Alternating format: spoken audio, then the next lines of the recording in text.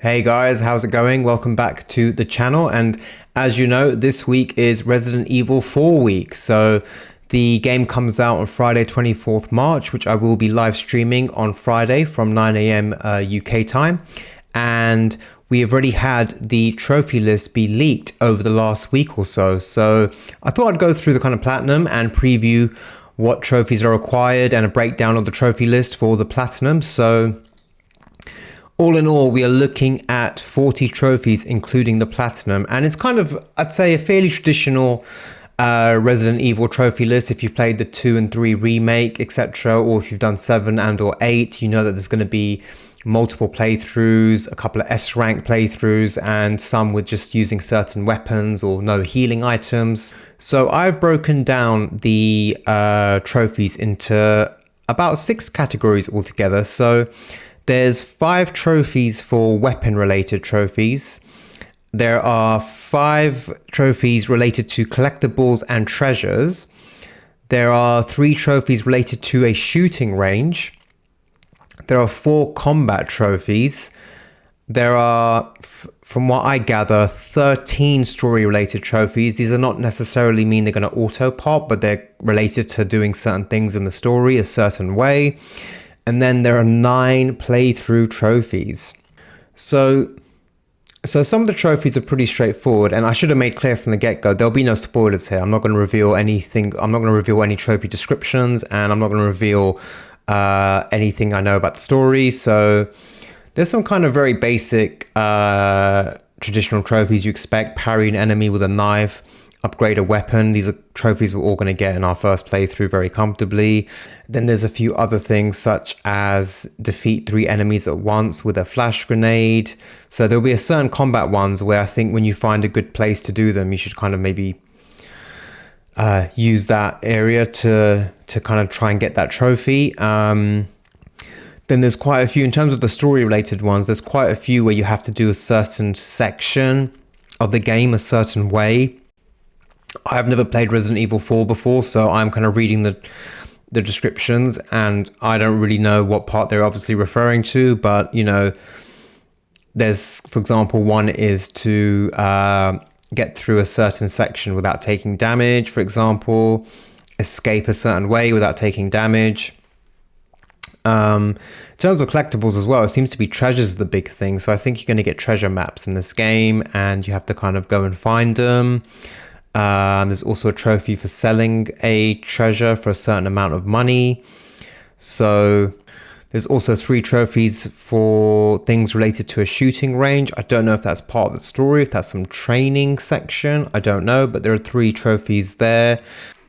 So all in all, looking pretty straightforward. And then on to the most important part, I think, of the Platinum Trophy for any Resident Evil game, and that is the playthroughs. So let's quickly run through how many playthrough trophies there are. So we've got complete the main story on standard or higher, complete the main story on standard with an S rank, complete the main story on hardcore mode, complete the main story on hardcore mode with an S rank, complete the main story on professional mode, complete the main story within 8 hours, complete the main story without using a recovery item, complete the main story using only knives and handguns, including specific battles, and then complete the main story without talking to the merchant once. So I think this game is going to take quite a few, and I was trying to calculate it because I think when you start the game, you have access to assisted, standard, and hardcore mode, I think. Professional is the hardest.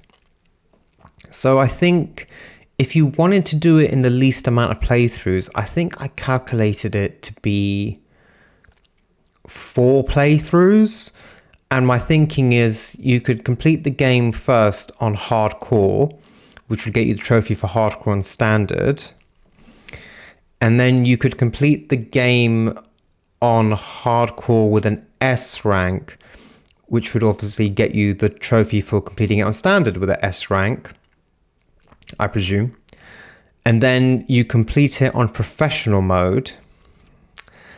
And then you could do one last playthrough on assisted mode, and I think you could get 4 playthrough trophies in one. So if you play on assisted mode, you could complete the main story within 8 hours without using a recovery item, only using knives and handguns, and without talking to the merchant once. So looking at this, I think the least amount of playthroughs you could do are 4 playthroughs. Unless you're an absolute legend and you know how to S rank the game and you just do an S rank on hardcore on your first ever playthrough, which if you do that, you should stream it because you're awesome. But yeah, I think that seems like the most streamlined way to do it. So I say 4, but I think I will probably do 5 or 6 playthroughs. I think Resident Evil 4 I did loads. No, sorry, Resident Evil 2 I did loads. I did like, I think 7 or 8 playthroughs. I did loads of playthroughs for various different reasons. And Resident Evil 3, I think I did 4 or 5. It was a lot less than 2. I think it was maybe 4. So I think with Resident Evil 4, I'm going to go with, 5 or 6 playthroughs. I think I'll do standard mode by itself. I'll then probably do maybe assisted mode to get those 4 trophies out the way, and maybe if I missed out on collectibles or miscellaneous trophies, so to kind of get them done as well once I know the game a bit better and I know what to expect and what areas I can do certain miscellaneous trophies. And then playthrough number 3, I think by then I would have unlocked some good weapons, I hope. I would probably go for hardcore with an S rank, or maybe just hardcore. Yeah, hardcore or hardcore with an S rank, and then try professional mode. So actually saying that, I've already just committed to 4 playthroughs. But yeah, I think I'll try and do it within 4 or 5 playthroughs. So I think this looks like, I presume this is a harder game than 2 and 3. I don't know why, but it's just giving me that feeling. I know that it's a bit more action orientated. There's different controls. You can now use your knife to slash enemies, and you can kind of melee them with your kick. You can kick them and stuff. So I feel like they'll be more involved when taking down enemies. I get the impression there'll be quite a few boss battles just by gauging over the trophy list. So yeah, I think I just have the feeling this will be the hardest one out of 2 and 3 that I've done so far. So I'm definitely looking forward to it. And I'd like to know in the comments if you guys have pre-ordered this game. I have. I hope you've enjoyed this video and it's kind of given you a little bit of clarity on what you'll need to do to get the platinum in Resident Evil 4. And as I mentioned earlier, I will be live streaming this Friday from 9 a.m. UK time. And I'll be trying to play through the game as much as possible and kind of try and stream kind of throughout the day. I'll probably take a few breaks, but I will do a long stream on Friday. So if you can, please join me for that.